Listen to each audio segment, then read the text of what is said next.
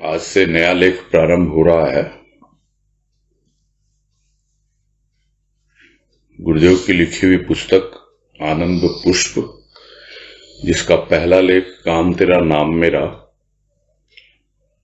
वो हो चुका है, और इसका दूसरा लेख है ये, इसका शीर्षक है कैसा भूल भुलैया। और स्वाभाविक है, शीर्षक से ही काफी कुछ समझ में आ रहा है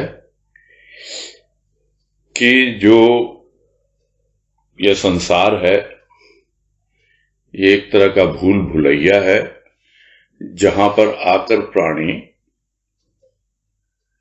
जो वचन अपने प्रभु को देके आता है कि मैं तुम्हें हमेशा याद रखूंगा, यहां आकर वो भूल जाता है और संसार की बातों में लगकर इसके भूल भुलैया में फंस जाता है।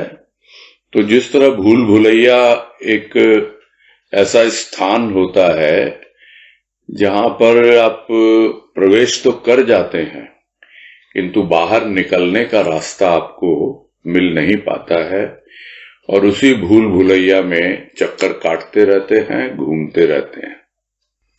यह संसार भी वैसा ही भूल भुलैया है, जिसमें एक बार तो प्राणी आ जाता है किंतु वापस बाहर निकल नहीं पाता, यानी बार बार उसे आना पड़ता है। तो यही बातें हैं जो गुरुदेव आगे समझाएंगे, जैसा समझ में आ रहा है शीर्षक से कि ये कैसा भूल भुलैया है। तो प्रारंभ कर रहे हैं। कह रहे हैं शुरू में कि भूल हुई और भूल न माने, भूल भुलैया प्रारंभ। इस एक लाइन में ही गुरुदेव ने बहुत कुछ समझा दिया, और यह समझाया कि प्राणी मात्र से भूल होती है। ऐसा नहीं है कोई भी व्यक्ति भूल न करे, भूल होती है, गलतियां होती हैं इंसान से, किंतु उसको स्वीकार करने के लिए बहुत साहस चाहिए। उसको मानने के लिए कि हाँ भाई मुझसे भूल हुई है, बहुत ज्यादा उसके लिए हिम्मत चाहिए।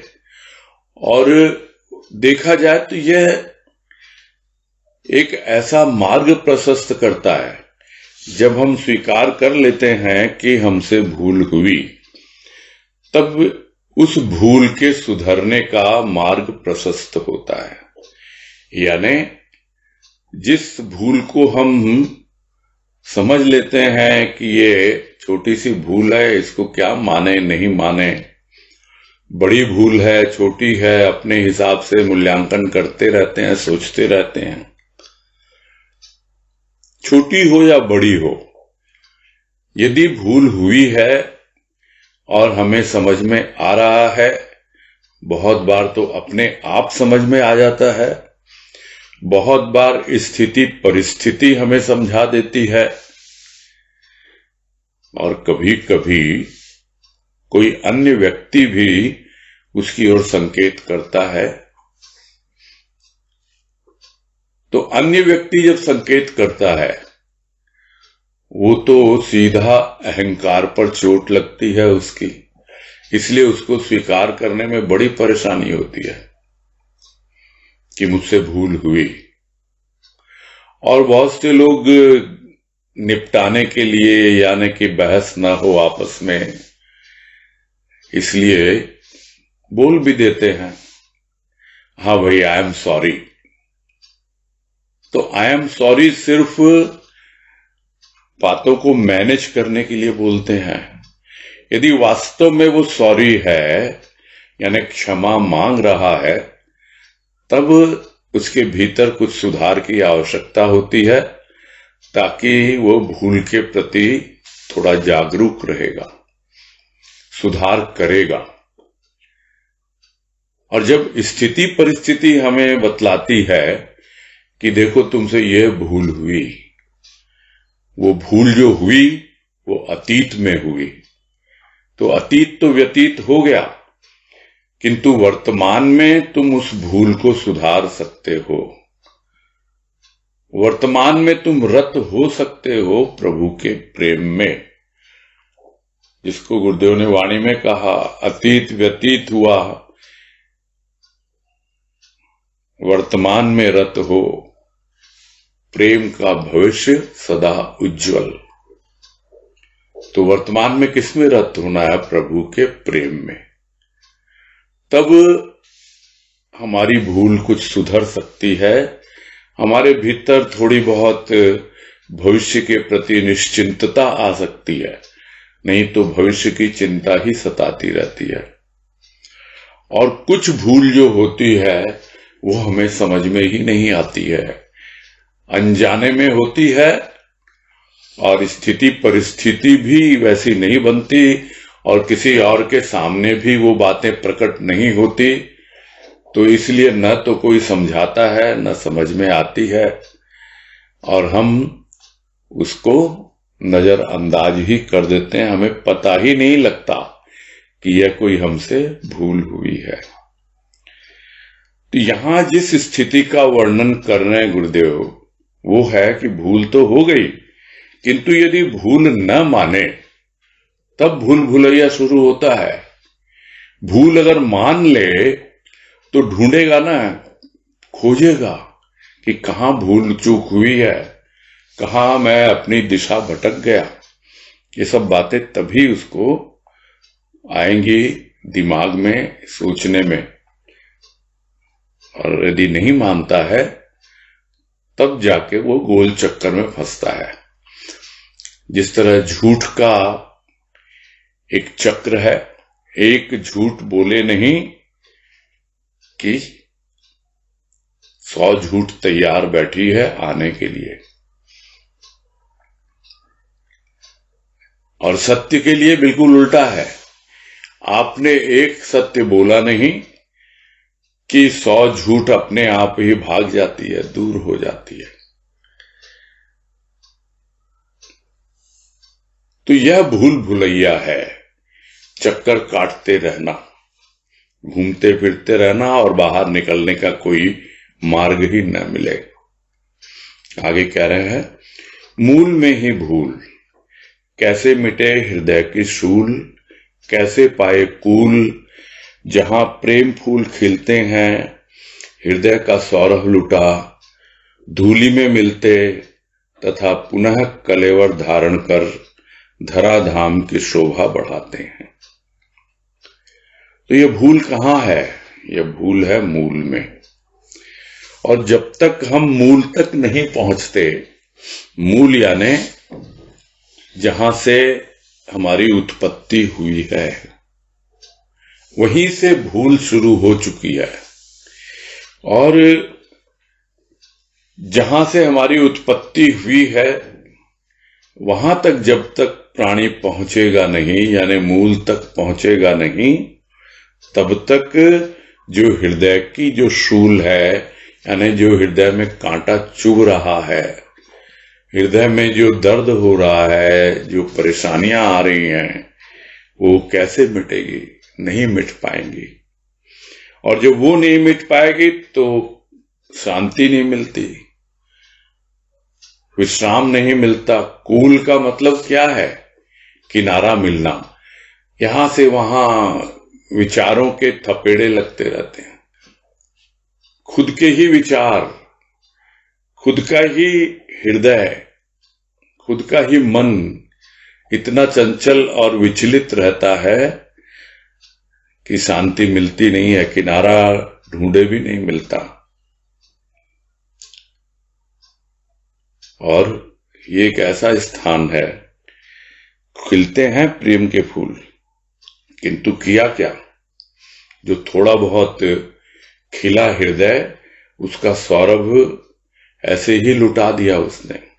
हृदय में जो थोड़ा बहुत प्रेम था, वो प्रेम का फूल खिला भी, उसकी जो सुगंध आई भी वो ऐसे ही लुटा करके, बर्बाद करके धूली में मिल गया वो फूल, यानी मिट्टी में मिल गया, स्थूल में ही रमा रहा उसका प्रेम।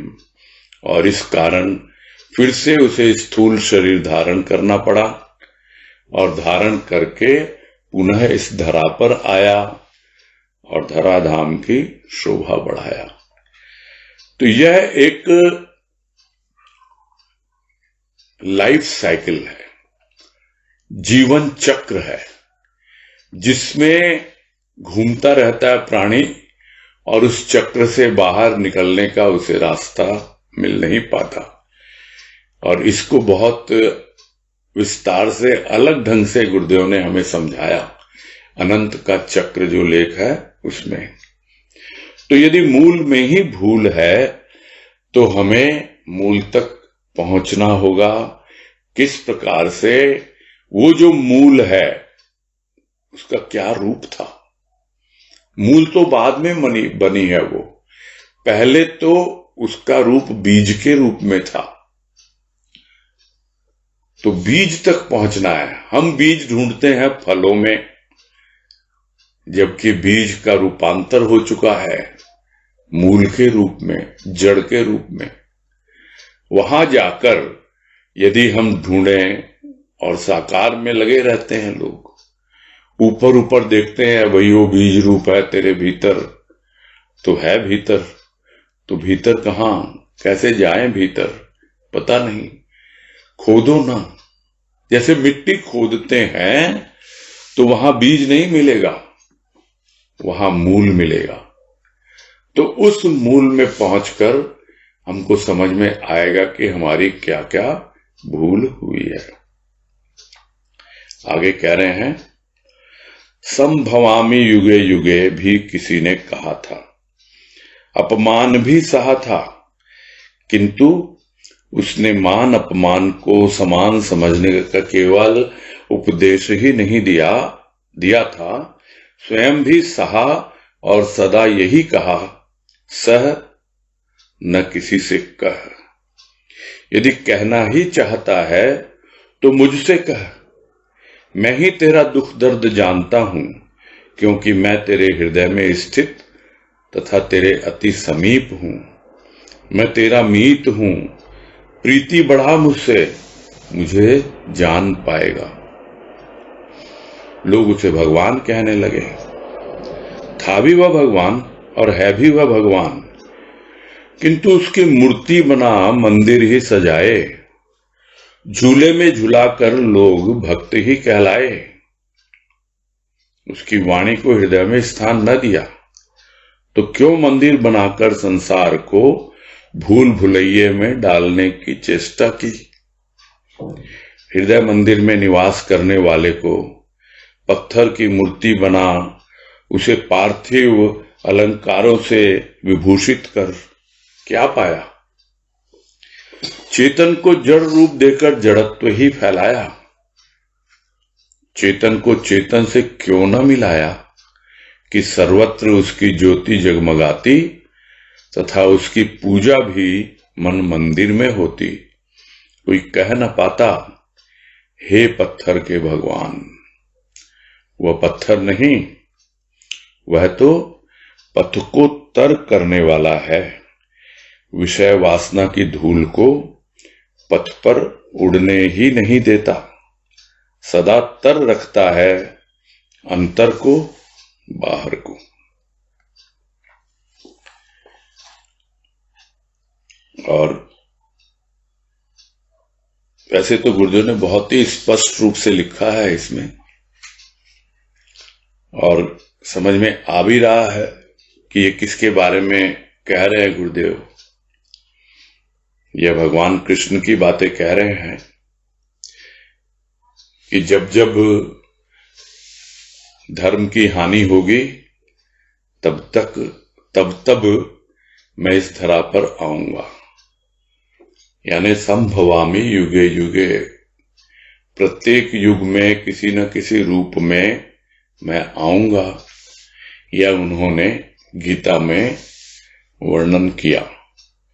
तो किसी ने कहा था, यानी भगवान कृष्ण ने कहा था, और सिर्फ कहा ही नहीं, अपमान भी सहा। उपदेश ही नहीं दिया कि भाई मान और अपमान को समान समझो, उसने सहा अपमान, मान भी सहा।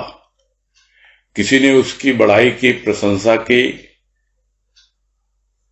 उसके कारण ऐसा नहीं कि वो फूल के कुप्पा हो गया, उसका अहंकार बढ़ गया।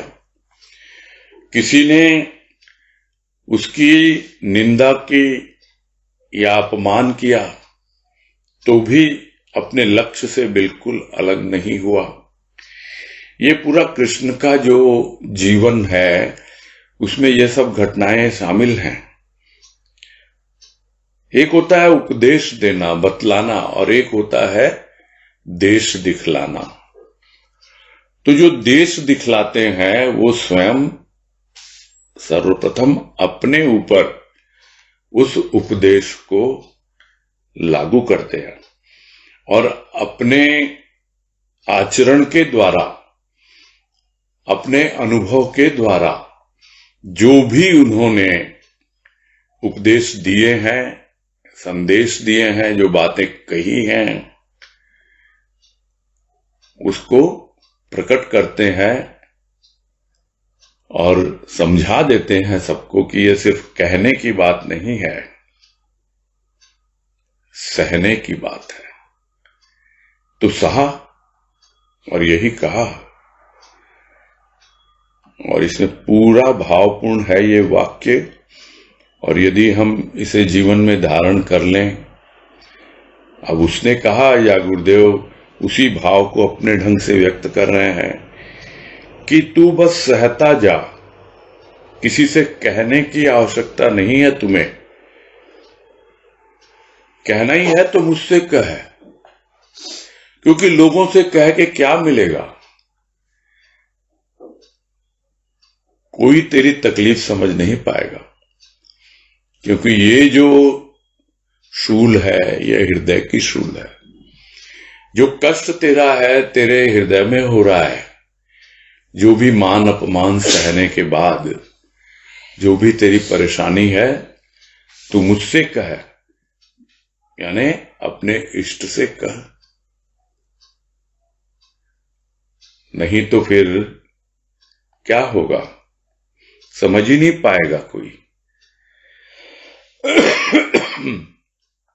क्योंकि वही हमारा दुख दर्द जानता है, जानता ही नहीं है, और वो हमारे हृदय में स्थित भी है, बहुत समीप है वो, हम समझ नहीं पाते हैं। और बहुत समीप ही नहीं है, हमेशा हमारे साथ है, हमारा मीत है वो, और हमें उससे प्रीति बढ़ानी है, तभी हम उसको जान पाएंगे। यानी अतीत में जो हुआ, जो भूल हुई, भले ही मूल में भूल हुई, उस भूल को भूल जाओ। अब तो वर्तमान में प्रभु के प्रेम में रत हो, उससे प्रीति बढ़ाओ, तो धीरे धीरे उससे परिचय मिलेगा, उसको जान पाएगा कि वास्तव में किस प्रकार से वो तुम्हारा मीत है। आवश्यकता क्या है? आवश्यकता बस इतनी सी है कि हम उसे अपने बिल्कुल करीब समझें, कहीं दूर नहीं है, बिल्कुल हमारे पास है, एकदम समीप है। समीप कहना भी उचित है क्या? हृदय में जब है तो हमारे भीतर ही है, हमारे पास क्या, हमारे साथ क्या, बिल्कुल हमारे भीतर ही समाया हुआ है। वो तो बहुत बाद में अनुभव में आएगा, जब धीरे धीरे उसको जानेंगे कि वो तो रोम रोम में ही व्याप्त है। किंतु हम क्या करते हैं, हम तो लोगों से ही कहते रहते हैं अपना दुख दर्द इधर उधर, उससे क्या हासिल होगा? कुछ नहीं हासिल होता। कहा ना रहीम ने रही मन या मन की व्यथा, मन ही रखिए गोए, सुनी अठलहिए लोग सब, बांट न सकी हैं कोई। कोई बांट नहीं सकता तुम्हारे मन की व्यथा, सुन के जरूर मजाक उड़ाएंगे तुम्हारा। अठिलही हैं, हंसी मजाक उड़ाएंगे, इठलाएंगे, ताने देंगे और तुम्हारे कष्ट को बढ़ाएंगे। तो मन ही रखिए गोए, मन में ही छिपा के रखिए आप तो उसको। कहना है तो अपने इष्ट से कहें, तब धीरे धीरे उससे परिचय प्राप्त होगा, उसको पहचान पाएंगे। यह कहा उसने और आज भी वही कह रहा है। किंतु लोगों ने क्या कहा? लोग उसे भगवान कहने लगे। बिल्कुल कहने लगे, सही बात है, वो भगवान था, वही अवतार लेके आया। और कृष्ण को तो कहा भी जाता है पूर्णावतार, पूर्ण रूप से है वो, 16 कलाओं से विभूषित है। तो वो कुछ भी कहें, प्रश्न यह नहीं है। प्रश्न यह है कि यदि आप उसे भगवान मानते हो, भगवान समझते हो, भले ही उसका रूप बाहर का कुछ भी हो, तो क्या आप उसकी मूर्ति बना करके मंदिर को सजाएंगे या उसको झूले में झूला करके अपने आप को भक्त कहेंगे? भक्त कहलाने के लिए ये सब कर रहे हैं क्या? थोड़ा विचारणीय है यह विषय।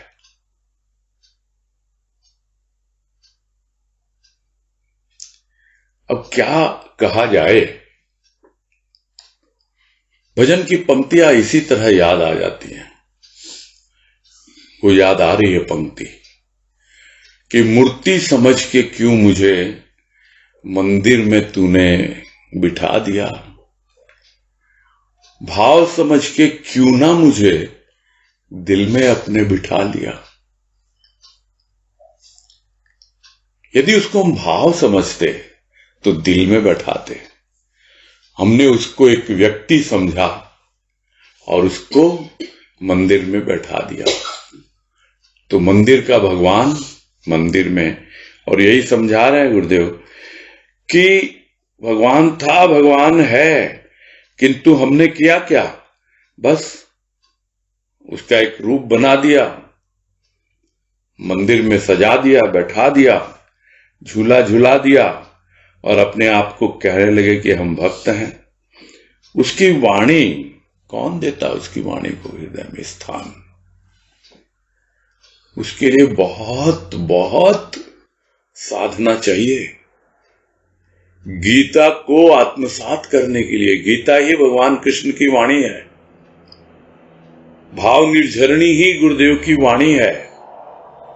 उसको हृदय में धारण करने के लिए, हृदय में स्थान देने के लिए बहुत साधना चाहिए। साधन दिया है गुरुदेव ने, प्रेम और भाव। उसके द्वारा ही हम उसकी वाणी को हृदय में स्थान दे सकते हैं। स्थान किसको दे रहे हैं? वाणी के शब्दों को, कि हमने वाणी के शब्द जो हैं वो कंठस्थ कर लिए, रट लिए और हम प्रकट कर रहे हैं उसको कि हाँ, हमारे हृदय से है ये वाणी। कंठ में है वो वाणी, हृदय में नहीं है। कंठस्थ की हुई बात कंठ में है, कंठ में स्थित, यही है कंठस्थ। अगर हृदय में स्थित होती तो फिर वाणी हमें याद होती या न होती, उसका भाव अवश्य याद होता। हमें गीता के श्लोक याद होते न होते, किंतु वो गीता का भाव हमें याद रहता। तो यह है हृदय में स्थान देने की बात। तो हृदय में स्थान तो दिया नहीं, तो मंदिर बना करके भूल भुलैया में डालने की चेष्टा की।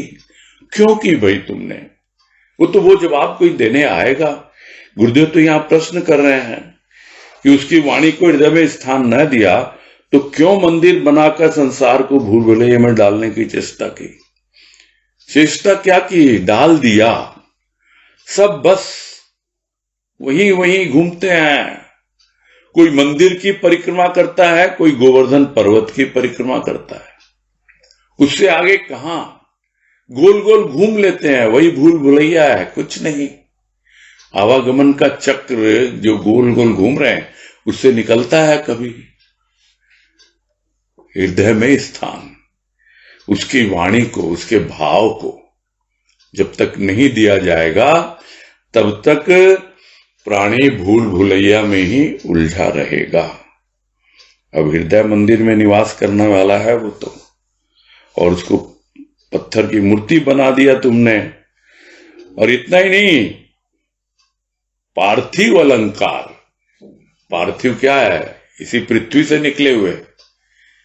भले ही समझ रहे हैं हम उसको सोने के गहने पहना रहे हैं, हम हीरे के आभूषण पहना रहे हैं, सब क्या है? इसी पृथ्वी से निकले हुए पार्थिव हैं वो।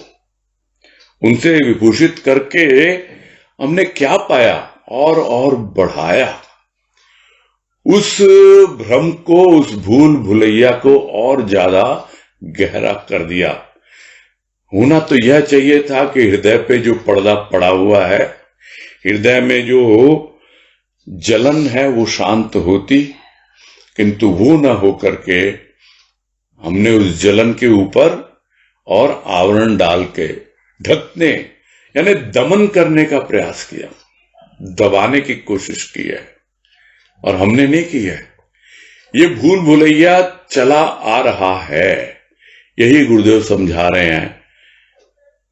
और हमारे यहां तो ऐसे लोग भी हैं जो सत्संग सदन को भी मंदिर कहते हैं, और वहां मूर्ति बैठी है इसलिए कहते हैं। समझ नहीं पाते हैं कि मंदिर में और सत्संग सदन में क्या अंतर होता है। वो भी एक प्रकार का भूल भुलैया ही है। सजाते हैं, देखा देखी वहां हो रहा है तो हम भी यहां करें। बोलते हैं हमें खुशी मिलती है। ठीक है, कितनी देर है वो खुशी? जब अपने हृदय को सजाते उसके भावों से, तब पता लगता कि अब तो बात बन रही है, अब तो हृदय की शूल जो है वो मिट रही है। तब पता लगता कि भावों से सजाते हैं पर बात नहीं बनती, चावों से बुलाते हैं पर बात नहीं बनती। क्यों नहीं बनती? इस भजन में पूरा वर्णन है क्यों बात नहीं बनती। क्योंकि वो भूल भुलैया में ही आप चक्कर खा रहे हैं। जिसको आप भाव समझ रहे हैं, जिस भाव से आप सजा रहे हैं, वो पूरा ऊपरी है। प्रकृति से ली हुई वस्तुएं प्रकृति तक ही सीमित रहती हैं, यानी उस मूर्ति का जो ऊपरी रूप है वहीं तक। भाव से सजाना तो भीतर से सजाना है। सजाते रहते हैं लोग, क्या पाया उससे? वो था तो चेतन स्वरूप, शुद्ध चैतन्य था वो। और क्या किया हमने? उसको मूर्ति के रूप में जड़ बना दिया, और जड़ बना दिया, और लोग इतने स्थूलवादी हो गए कि जड़त्व ही फैल गया चारों तरफ। चेतन की ओर किसी का ध्यान ही नहीं जाता। अरे भाई, चेतन से चेतन को यदि मिलाया होता, यानी जो चेतन भावना भीतर है भक्त के, यदि थोड़ी बहुत भी है, तो दूसरे के भीतर भी जो चेतन भावना उसको जागृत की होती, तो चेतन से चेतन को मिलाया होता, तब जाके सर्वत्र ज्योति जगमगाती उसकी, और उसकी पूजा भी मंदिर में नहीं होती, हृदय मंदिर में होती। कोई कहता भी नहीं अरे तू क्या पत्थर का भगवान है। लोग शिकायत करते रहते हैं, उल्हाना देते रहते हैं, पत्थर का भगवान, सुनता ही नहीं मेरी कुछ भी। पत्थर का तुमने बनाया उसको, वो तो पत्थर का नहीं था, वो तो तुम्हारे हृदय में स्थापित होना चाहता था, किंतु तुम्हारे हृदय में जगह ही नहीं है। हृदय तो तुमने अपने घर परिवार वालों को दे रखा है, धन दौलत मान बढ़ाई को दे रखा है। कहां से प्रवेश करेगा वो, कहां बैठेगा वो, जगह ही नहीं है। इसीलिए पत्थर बन गया वो भी। और कहने लगे लोग पत्थर के भगवान, वास्तव में वो पत्थर नहीं, वो तो पथ को तर करने वाला है। यानी जो भी हमारा आध्यात्मिक पथ है, जिस पे हम आगे बढ़ रहे हैं, जो भी हमारी अंतर यात्रा है, उसका जो मार्ग है, उस मार्ग को वो प्रशस्त किस प्रकार करता है, तर कर देता है। जो विषय वासना की धूल उड़ करके आंखों को धूमिल बनाती है, किरकिरी पैदा करती है, उस पर वो अपने भावों की वर्षा करता है। तब पता लगता है कि क्या जीवन प्राणी का था और अब क्या जीवन है। यही तो समझ में आएगा कि सूखी सी माटी ये उड़ती फिरी, आंखों में सबके बनी किरकिरी, भावों की बदली जो इस पे झरी, सौंधी सी सौरभ सांसों भरी। तब लगता है मेरे हृदय में कितनी सौंधी सी सौरभ है, जब वो उड़ती हुई जो माटी है, धूल है, उस पे उसकी भाव और प्रेम की वर्षा होती है, छींटे पड़ते हैं।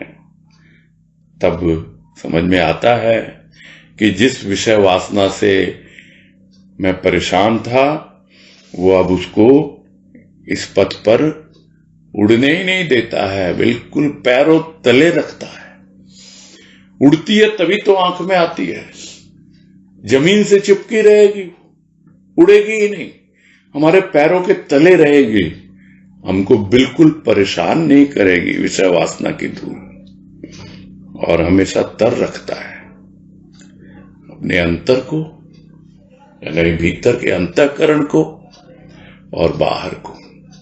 यानी बाहर की दुनिया की भी हमें कोई चिंता नहीं करनी पड़ती, सारा मार्ग प्रशस्त अपने आप उसकी कृपा से होता रहता है।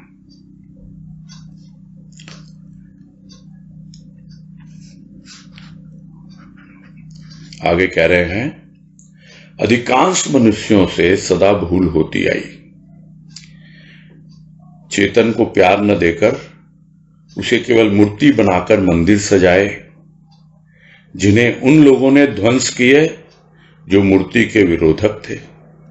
क्या यह भूल भुलैया नहीं कि एक मूर्ति बनाए और एक ध्वंस करे, तथा दोनों ही अपने को भगवान का भक्त कहे। अतीत को महान समझना तथा वर्तमान को तुच्छ, अतीत के गीत गाना तथा वर्तमान की निंदा, चार युगों में कलिकाल अति पापपूर्ण कर्मकांड की प्रशंसा तथा ज्ञान मार्ग की खिल्ली उड़ाना, यह भी भूल भुलैया नहीं तो क्या है। पृथ्वी पर वास करने वाला प्राणी यदि पृथ्वी की निंदा करे, संसार को असार कहे, धर्म को पाखंड तथा अफीम, ईश्वर के अस्तित्व में संदेह करे, ऐसा प्राणी स्वयं को बुद्धिमान समझे तो यह उसका अक्षम्य अपराध है। जहां वास करे उस स्थान की निंदा शोभनीय नहीं। यदि स्वच्छता को न अपनाए तो मलिनता दृष्टिगोचर होगी। तन की मलिनता जहां दुर्गंध का कारण है, वहां मन की मलिनता मनुष्य को बेचैन बनाएगी। इसमें आश्चर्य क्या। प्राचीन ऋषि मुनियों ने तो वास तो किया पृथ्वी पर, किंतु इसे मलिनता का कारण न बनाया।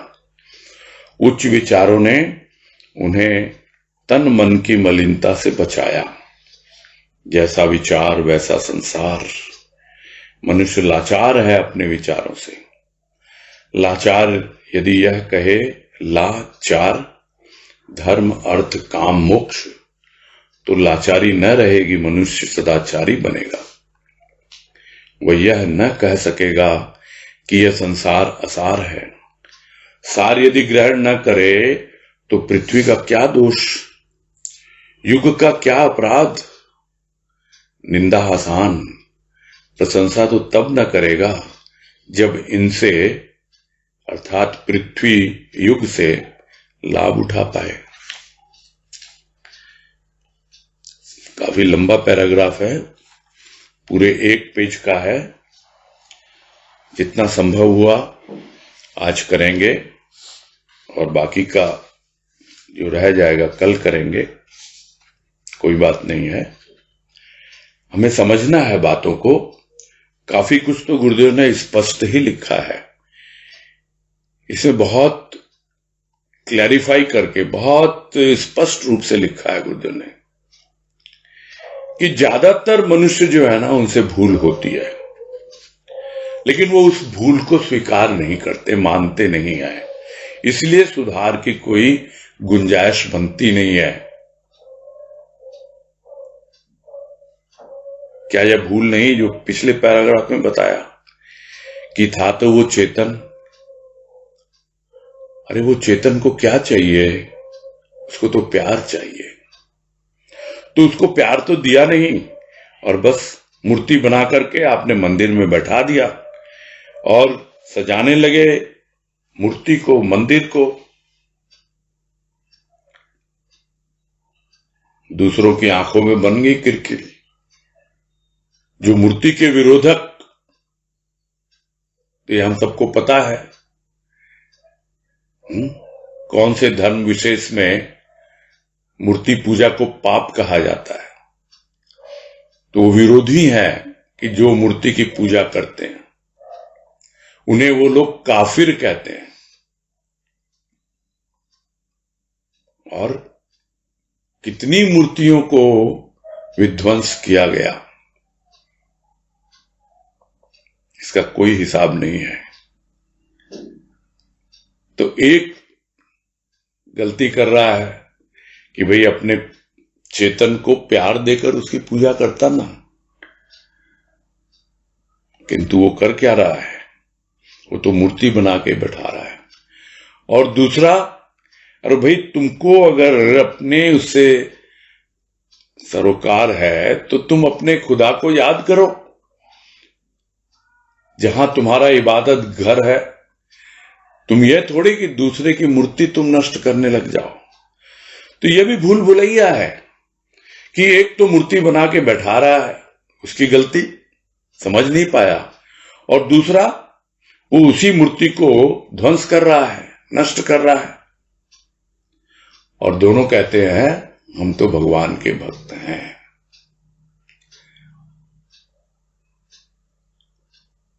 दोनों भक्त हैं। एक वो जिसने वहां पर अयोध्या में मंदिर को उजाड़ दिया, वहां मस्जिद बना दी, और एक वो जो मस्जिद को उजाड़ कर फिर मंदिर बना रहे हैं। ये भूल भुलैया नहीं तो क्या है, समझ नहीं पाते लोग कि वो तो चेतन स्वरूप है परमात्मा, उसको तो प्राणों का प्यार चाहिए। चलो प्राण तक नहीं समझ पाए, नहीं पहुंच पाए, जहां कहीं भी हैं कम से कम सूक्ष्म में तो आए, और या फिर स्थूल में ही लगे रहें, लगाते जाओ मूर्ति। फिर कुछ ऐसा होता है, फिर उससे होना क्या है। ये भूल भुलैया में फंसने वाले तौर तरीके हैं। फिर कुछ लोग हैं जो कहते हैं हाँ भाई वो भी एक युग था जब सतयुग था, सब लोग सत्य पर आधारित जीवन बिता रहे थे। अरे ये वर्तमान में क्या है, वर्तमान में तो कलिकाल है, ये तो तुच्छ है। सब लोग उन्हें, आप सिर्फ और सिर्फ बुराई करते रहो। किसकी बुराई कर रहे हो आप? अतीत की। अतीत को तो महान कह रहे हो, वर्तमान की तो क्या बुराई कर रहे हो? दोनों ही तो समय है। जो अतीत है वो भी समय था, जो वर्तमान है वो भी समय है। तो है तो वो समय, उसी समय की आप कभी बड़ाई कर रहे हो, कभी बुराई कर रहे हो, क्योंकि आप अतीत से चिपके हुए हो। वर्तमान को जीना अभी आया नहीं आपको। किसी ने मंदिर ध्वंस कर दिया, इतना अभी खुला दिमाग नहीं है आपका कि आपने भी गलती की है, कि एक भगवान जो निराकार, जो चेतन स्वरूप, उसको आपने मूर्ति बना के जगह जगह बैठा दिया। और आप अतीत को ही महान बता रहे हो, अतीत के गीत गा रहे हो, वर्तमान की निंदा कर रहे हो, और सब में यही बता रहे हो सबसे पापपूर्ण है ये कलिकाल। उस वक्त जो लगे हुए थे कर्म कांड में, पूरी तरह उन्हीं कर्म कांडों की प्रशंसा करते हो। और जो भी आध्यात्मिक ज्ञान प्राप्त करना चाह रहा है, ज्ञान मार्ग पे चल रहा है, उसकी खिल्ली उड़ाते हो। ये भूल भुलैया नहीं तो क्या है? गुरुदेव ने तो बड़े ब्रॉड वे में लिखा है, किंतु यह सब चीजें अभी भी हमारे साथ भी लागू हो रही हैं। बस जो कर्म कांड में लगे हुए हैं, गए, सजाया प्रभु को, आरती उतारी, हो गया हमारा काम। आयोजन है सत्संग का, बैठे सत्संग में, सत्संग किया, हो गया हमारा काम। अरे हृदय में क्या समाया, आप उसी को भक्ति मान के बैठे हो। निराकार की भक्ति समझ में आई कुछ? क्या कभी उसमें विचार किया? नहीं, वो तो उस कर्म कांड की ही प्रशंसा करेंगे, उसी की बड़ाई करेंगे, और जो कोई ज्ञान की बातें कहेगा उसका मजाक उड़ाएंगे। यही तो सब जगह यही हो रहा है। जब गुरुदेव ने लिखा तो वो तो जो बाहर का सीन और धर्मों के साथ, और अभी अपना सीन देख लें हम, कहीं कोई परिवर्तन नहीं है, क्योंकि संतों की वाणी सत्य पर आधारित होती है, और सत्य देश, काल और पात्र, इन तीनों के अधीन नहीं होता। लोग बदलते रहेंगे, समय बदलता रहेगा, स्थान बदलते रहेंगे, किंतु संत की वाणी आज भी वही की वही है। आप उदाहरण देख लो, अपने जीवन में देख लो, आसपास देख लो, अपनी सत्संग में देख लो, बाहर दुनिया में देख लो, सब जगह ये बातें लागू होती हैं। ये भूल भुलैया ही है, इसके अलावा कुछ नहीं है। जो लोग इस भूल भुलैया में लगे हुए हैं, उनको अपनी आंखें खोलनी चाहिए कि सिर्फ ऊपरी उपचार जो है वही भक्ति नहीं होती है। मंदिर में लाके बैठा देना एक मूर्ति को, वही भक्ति नहीं होती है। उस चेतन को प्यार करना, अपना पूरा का पूरा अंतःकरण उस प्रेम और भाव में डुबो देना, यह होती है पूजा। तब समझ में आए, यह होती है भक्ति। इतना ही नहीं करते लोग, तो पृथ्वी पर वास करते हैं और पृथ्वी की निंदा करते हैं कि ये संसार क्या है, असार है ये तो संसार। ये दूसरे लोग हैं जो देखते हैं कि क्या रखा है संसार में, और धर्म को कहते हैं पाखंड। पाखंड ही नहीं कहते, बोले ये जो धर्मावलंबी हैं और ये जो धर्माचार्य हैं, धर्माचार्य क्या करते हैं?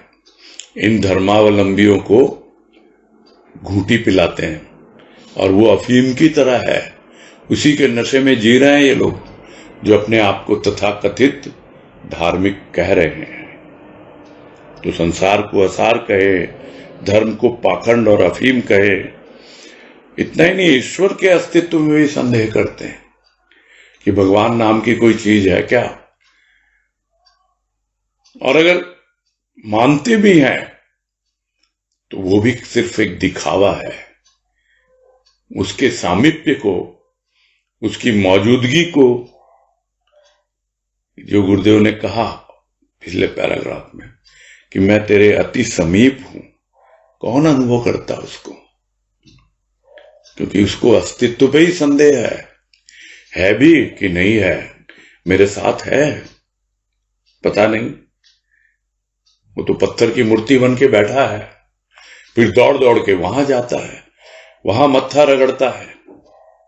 यही तो हालत हो रही है इंसान की, और वो समझ नहीं पाता है। तो ये क्या है? ये तो उसका ऐसा अपराध है जो अक्षम्य है, अक्षम्य, यानी क्षमा करने योग्य नहीं है। इसको कोई क्षमा नहीं करेगा। ये एक ऐसा अपराध है जो ईश्वर के अस्तित्व में संदेह करता है और अपने आप को ही सब कुछ समझता है, सबसे बुद्धिमान समझता है। भाई, जहां रह रहे हो इस पृथ्वी पर, उसकी निंदा क्या शोभा देती है? कर रहा है फिर भी, ये संसार में ऐसा है, ये है। ये जो तथाकथित धर्मावतारी हैं या धर्माचार्य हैं, ये अपना धर्म फैलाने में लगे हुए हैं। वो डराते हैं, पाप, ये पाप, वो पाप, ये इस तरह हो रहा है, ये देखो इतनी गंदगी है,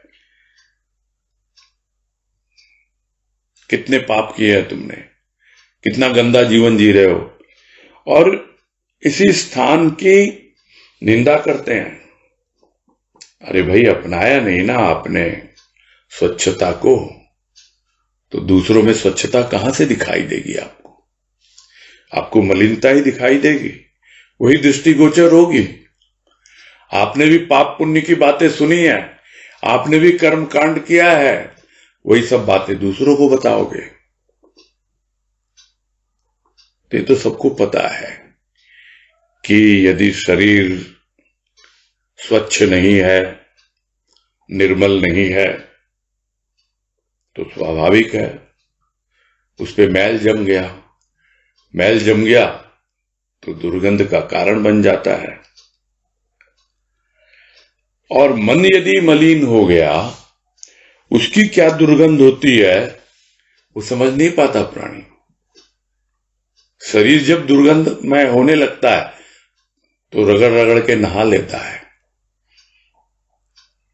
और या फिर नहाने को अपनी दिनचर्या में ही शामिल कर लेता है। किंतु मन का मैल कैसे उतरे? मन की मलिनता जो जमी हुई है जन्म जन्मांतर से, जो मन मैला है, कैसे उसकी मलिनता दूर हो?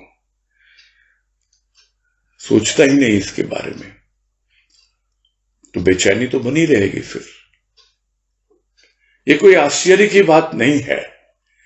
ये सब बातें गुरुदेव हर जगह समझा रहे हैं हमें, प्रत्येक लेख में किसी न किसी रूप में, कि मन की मलिनता पर सबसे पहले ध्यान देना है।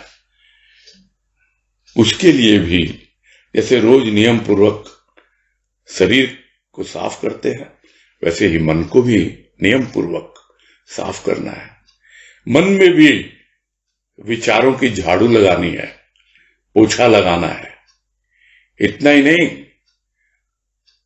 बाहर तो धूप बत्ती जलाई है सुगंध के लिए, भीतर भी सुगंध होनी चाहिए, सुंदर सुंदर भावों की, विचारों की। तब जाकर दुर्गंध दूर होती है, मन की दुर्गंध, मन की मलिनता। तब बेचैनी कुछ कम होती है। और हमारे जो प्राचीन ऋषि मुनि हो गए, उन्होंने किया, इसी पृथ्वी पर वास किया है, किंतु उसको मलिनता का कारण न बनाया। वो खुद भी मन से, शरीर से स्वच्छ रहे और वही लोगों को समझाया, और पृथ्वी को एक रहने योग्य स्थान बनाया। पूरी प्रकृति उनके साथ चलती थी, और आजकल सब लगे हुए हैं प्रकृति का दोहन करने में। और प्रकृति सब समझती है, समय पाकर वो भी अपना रंग दिखलाती है। तो ये खेल चलता रहता है। प्राणी भूल भुलैया में फंसा रहता है, उसको समझ में ही नहीं आता कि आखिर किससे उससे बाहर निकला जाए। तो यही समझा रहे हैं गुरुदेव कि ऋषि मुनियों ने क्या किया, उन्होंने उच्च विचारों को अपनाया। तो वो जो उच्च विचार हैं, उन विचारों के द्वारा ही तन और मन की दोनों की मलिनता से बचाया है। यानी शरीर को भी स्वच्छ रखा, मन को भी स्वच्छ रखा। और यह तो स्वाभाविक है, जैसा जिसका विचार होगा वैसा ही उसका संसार होगा, जैसा जिसका भाव होगा उसी के अनुसार भाव होगा। ये गुरुदेव ने एक वाणी में कहा है कि भाव से भाव, यानी भाव जैसा है, विचार जैसा है, वैसा ही संसार उसे दिखलाई देगा। और वही हमारी पर्सनैलिटी है, वही हमारा व्यक्तित्व है, जिसको कहा जाता है अंग्रेजी में कि man is nothing but bundle of thoughts, कि मनुष्य कुछ नहीं है, विचारों का पुतला है। और जो विचार हैं वो मनुष्य को बनाते हैं, वही गिराते हैं, बिगाड़ते हैं। और उसी के अनुसार जो जिसकी जैसी वैचारिक धारणा होती है, उसी के अनुसार वो संसार को देखता है, वैसी ही उसकी दृष्टि होती है। तो यदि लाचार है मनुष्य, उसका कारण भी विचार है। और यदि विचार करता है विचार पर, तब हो सकता है कहे कि भाई लाचार कौन से चार? धर्म, अर्थ, काम, मोक्ष। तो विचार करके यदि कहे और इस मार्ग पर चले, तब उसको पता लगेगा कि अब धीरे धीरे लाचारी दूर हो रही है और मेरे जीवन में अच्छे विचार, सुंदर विचार, उच्च विचार आ रहे हैं और मैं अब सदाचारी हो रहा हूं। सदाचारी जैसे विचार होंगे, सद्विचार होंगे तो सदाचारी होगा, कुविचार होंगे तो कुमार्गी होगा। इसमें कोई दो बात तो है ही नहीं। जो जैसा होता है वैसा ही वो दुनिया को देखता है और वैसे ही लोगों का संग करता है और वैसा ही उसका जीवन बन जाता है। तो यदि इनको समझे, इन चारों को, धर्म, अर्थ, काम, मोक्ष, तब अपने आप ही धीरे धीरे लाचारी दूर होगी। लाचारी क्या है? मेरे से कुछ नहीं होता, मैं तो कुछ नहीं कर पाता। समझो, धर्म, अर्थ, काम, मोक्ष सबको समझो। यही जीवन का, क्या कहें, इसको कहा गया सार है। ये चारों पदार्थ, पूरा जीवन इसी में सिमटा हुआ है। जो इसको समझ लेगा, और इस पे कई वाणी हैं गुरुदेव की, अभी हम उन सब पे बात नहीं करेंगे क्योंकि गुरुदेव ने सिर्फ उनका नाम ही मेंशन किया है, यही बताया है कि ये चार जो हैं, यदि लाचार बोल दे विचार करके कि इसको लाओ भाई मैं जीवन में अपनाता हूं, उस पर ध्यान देता हूं, तो धीरे धीरे उसकी लाचारी दूर होती है और उसका कहना छूटेगा कि वे संसार में कोई सार नहीं है। ये नहीं कहेगा फिर कि संसार असार है। क्यों? क्योंकि अब वो सार ग्रहण करना सीख गया।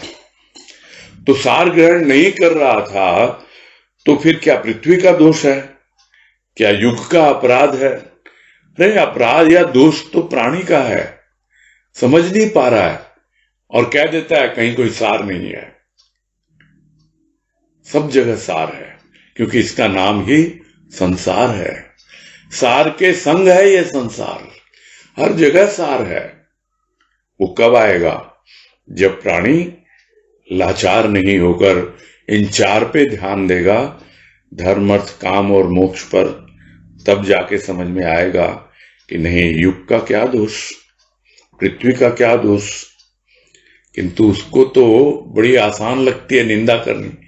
किसी की भी बुराई कर दो, पृथ्वी को दोष दे दो, अरे ये ऐसे ही है सारी दुनिया, ये धरती ऐसी है, यहाँ पे ऐसे लोग वास करते हैं, और ये युग क्या है, ये तो कलयुग है, यहाँ तो यही सब करना पड़ता है, ऐसे ही चलेगा। तो निंदा तो आसान है, प्रशंसा तो तभी करेगा जब इनसे यानी पृथ्वी से और युग से कुछ लाभ उठा पाएगा कि आया हूं। निंदा करने से बात नहीं बनेगी, कमी मुझ में है, मेरे विचारों में है, मैं सही ढंग से जीवन नहीं जी रहा हूं, इस तरह की बात जब तक माइंड में नहीं आएगी तब तक कोई सुधार नहीं होगा, क्योंकि वो अपनी भूल को ही स्वीकार नहीं कर रहा है। बस यही पूरा करेंगे।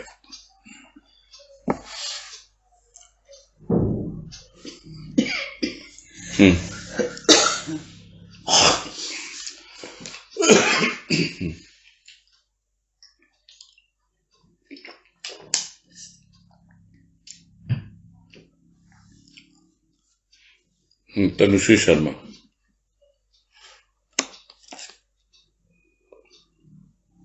प्रणाम भैया। हाँ नमस्कार, बोलो। वो जो स्टार्टिंग में आया कि बहुत बार हमको अपनी भूल पता ही नहीं चलती है, शायद वैसी स्थिति परिस्थिति मतलब वैसा कोई सामने बताने वाला नहीं आता है, या हम उसको रियलाइज ही नहीं करते। तो ऐसा बहुत बार होता है कि हमको समझ में नहीं आता कि हम गलत कर रहे हैं, सही भूल कर रहे हैं या नहीं। तो हम कैसे जाने कि हम भूल कर रहे हैं या सही कर रहे हैं, उसका क्या टेस्ट हम लेके चलें? वो शुरुआत की है गुरुदेव ने, सबसे पहली भूल तो बताई ना, ये की है कि उसको मंदिर में बैठा दिया मूर्ति बना करके, और समझ ही नहीं पा रहा है, बस मूर्ति पूजा में लगे हुए हैं, कर्म कांड में लगे हुए हैं। तो ये भूल नहीं है तो क्या है? क्या वो लोग स्वीकार करेंगे इस बात को? फिर भूल मानेगा नहीं ना।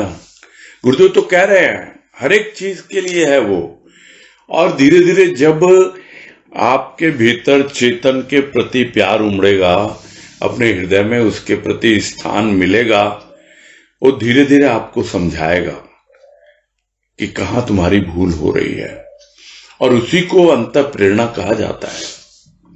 वो भीतर से प्रेरित करेगा, समझाएगा, जागरूक करेगा। जागरूक करेगा तो और भूलें नहीं होंगी हमसे, और साथ साथ समझाएगा कि अतीत में क्या भूलें हुई हैं तुमसे, और अभी भी तुम उन्हीं भूलों में लगे हुए हो। प्रभु का सुमिरन करो, उसको याद करो, उसके प्रेम भाव में जियो, तो अपने आप ही भूलें आ जाती हैं, समझा देती हैं खुद ही कि देख तुमसे भूल होने वाली है। तो सबसे बड़ी भूल तो यही है कि हम उसको भूल बैठे। इसको गुरुदेव ने कहा शुरू में ही कि मूल में ही भूल। फिर भजन की लाइन है, शेयर कर लेता हूं सबके साथ, कि भूलों में भूल गए, यादों में याद है, यादों का हर पल प्रभु का प्रसाद है। तो ये प्रभु का प्रसाद है।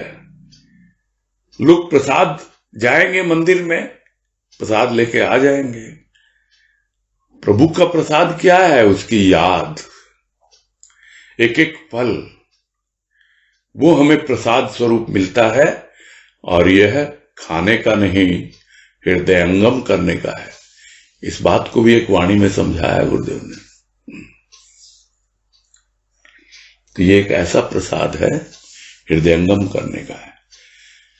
जब याद रहेंगे प्रभु, वो अपने आप हमारा मार्गदर्शन करेंगे, बतलाएंगे, देख गलत राह पे जा रहा है तू, भूल होने वाली है तुझसे। अब सबसे ज्यादा जो गलतियां होती हैं, ज्यादातर वो होती है उत्तेजना के कारण, एक्साइटमेंट के कारण।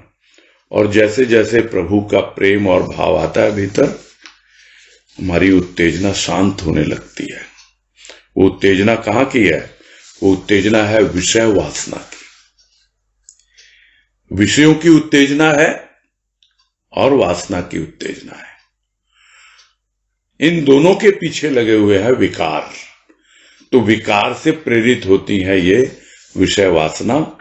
और ये बताया कि धूल को वो उड़ने ही नहीं देता है, वो तो हमारा पथ तर कर देता है, अंदर बाहर दोनों अवस्था में। बस उसको ध्यान में रखें, अपने हृदय में स्थान दें, उसको प्रेम और भाव से याद करें, कोई भूल नहीं होएगी। तो भैया एक प्रश्न और था कि वो जो आपने बताया था जैसे बीज का रूपांतरण हो जाता है जड़ में, फिर पत्तों में, फिर फल में, और हम उस बीज को ढूंढने की कोशिश करते हैं तो वो बीज नहीं मिलता है, फिर जी उसकी जगह मूल मिलता है। हाँ। तो जैसे आत्मा के कॉन्टेक्स्ट में हम उसको समझे तो आत्मा का क्या रूपांतरण हो गया हमारे भीतर? जैसे परमात्मा जो आत्मा बन के आया था, क्या अब वो चेंज हो गया है हमारे भीतर? नहीं, ये हाथ पैर जो है ना, ये शाखा प्रशाखा है। अच्छा। और भीतर जो अंतःकरण है वो तने की तरह है, वहीं से निकल रही है शाखा प्रशाखा। मूल में तो वो है ही आत्मा। जी हाँ। अच्छा, ठीक है भैया, स्पष्ट हो गया। ठीक है। हरिओम। हाँ हरिओम। हाँ भैया प्रणाम। हरिओम। समय हो गया है। आज वो अंतिम पैराग्राफ थोड़ा लंबा हो गया था, तो कल उसको करेंगे, संक्षेप में करेंगे, क्योंकि आज हो चुका है पूरा। और आज समय हो गया, पूरा करेंगे। ठीक है। ठीक है भाजी। हरिओम भाजी। हाँ हरिओम। हरिओम सबको। हाँ सबको हरिओम। हरिओम सबको हरिओम। सबको हरिओम हरिओम हरिओम। हरिओम।